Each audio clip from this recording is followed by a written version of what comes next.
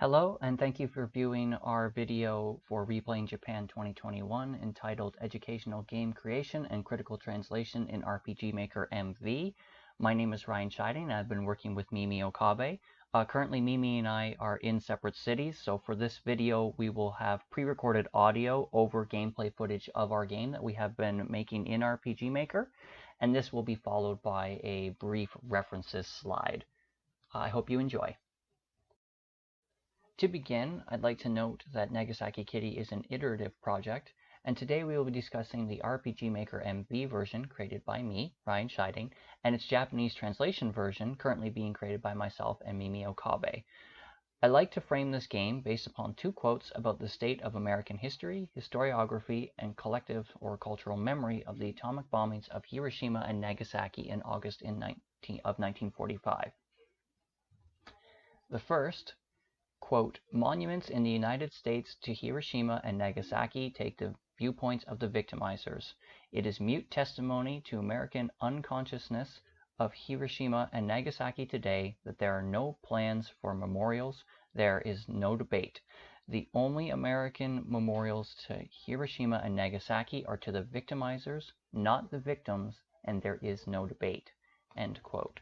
And the second quote here, "But the central players in the story are Americans. There are no Japanese people in the story. Japanese people are included only as statistics. How many dead? How many wounded? It is a story of the mass murder of hundreds of thousands of human beings in which those murdered are a footnote.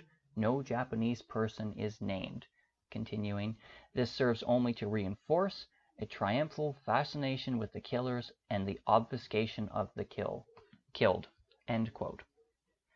What is immediately evident to me is that these quotes both speak to the erasure of Japanese victims of the bombs, but perhaps more important is that the first quote, by Richard Miniar, is from 1995, while the second, by Jacobsen Zwigenberg, is from 2020.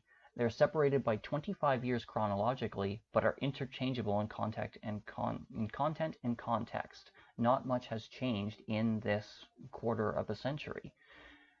Later, myself having read Heihachi Kyoko's Two Grave Markers and The Empty Can, and comparing them with what I knew from these above quotes, I recognized that there was a stark contrast in how the atomic bombs are remembered and represented in North America and Japan. The goal of the game, Nagasaki Kitty, is to teach North American audiences about victims of the atomic bombs in an informative yet respectful manner. The game ideally exposes players to aspects of the atomic bombing that they were unaware of and, as a result, have never confronted in a meaningful way. The design of the game is influenced by theory, specifically Chapman and Squire's pieces on games history and the education and the roles that historical games can take in representing and teaching the past. And for the translation version has been partially informed by O'Hagan and Mangueron's works on localization and what they call restricted translation. The story of the game focuses on Ayako, a 10-year-old girl in the days after the atomic bombing, as she searches for her missing mother. Along the way, she meets Coco the cat, who joins her on her journey. The story, characters, and map design are based on historical research and my own limited time in Nagasaki. Gameplay is unique for the game made in RPG Maker MV, as the battle system has been stripped out and the game and key parameters and terminology has been changed. For example, HP and MP have become knowledge and empathy, and the game more closely resembles an adventure game or what has been referred to as a walking simulator rather than a traditional RPG. Once again, the goal of the game is to be educational for North American audiences with story, characters, and gameplay based on historical research and the adaptation of Hibakusha literature. So, one of the potentialities of using this game as an educational tool is that it enables players with an understanding of the socio-cultural context of language in a very fun and active way. And ideally, I think the Japanese translation of the game will be most effective as a study tool in comparison with the English original of the game for intermediate or advanced learners of Japanese, to be used as an exercise that engages students to think about how and why certain translation strategies are taken but at the same time to open up a space for conversation in terms of alternative translations besides the one that I provide. So in translating the second iteration of the game, I made the decision to use ellipses and moments of silence to capture the horror of how Ayako observes her surroundings. Because indirect speech is a characteristic of the Japanese language, where I felt the English script was too direct in conveying Ayako's thoughts, I toned it down. One of the things that I had most fun translating was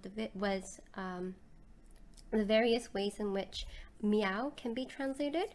So nya is a typical Japanese onomatopoeic expression used to imitate the sound of cats, but I wanted Koko to be just as memorable as Ayako. So throughout the game, I took the liberty to translate meow and rar in different ways. I really hope that the audience appreciates this and has fun with the game, but also learn a lot from the game in this respect. Thank you for viewing our video, and please check out both the English and Japanese versions of our game on itch.io or follow us on social media at Nagasaki_Kitty.